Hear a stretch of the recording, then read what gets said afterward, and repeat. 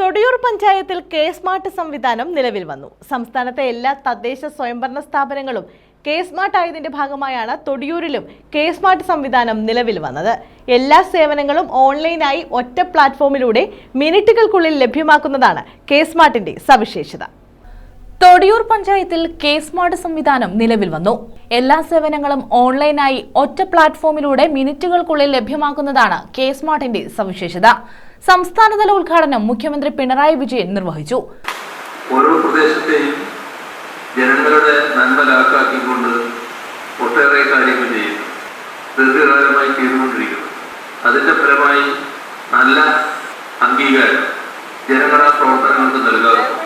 പക്ഷേ ഓഫീസുകളിൽ ചില ആവശ്യങ്ങളുമായി ചെല്ലേണ്ടി വരുന്ന ആളുകൾക്ക് വ്യക്തമായ ഒട്ടേറെ അനുഭവങ്ങളുണ്ടായി.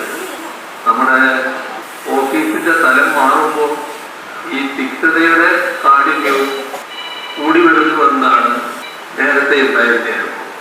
കെ സ്മാർട്ട് ആയതിന്റെ പഞ്ചായത്ത് തല പ്രഖ്യാപനം ഗ്രാമപഞ്ചായത്ത് പ്രസിഡന്റ് ബിന്ദു വിജയകുമാർ നിർവഹിച്ചു. വൈസ് പ്രസിഡന്റ് തൊടിയൂർ വിജയൻ അധ്യക്ഷത വഹിച്ചു.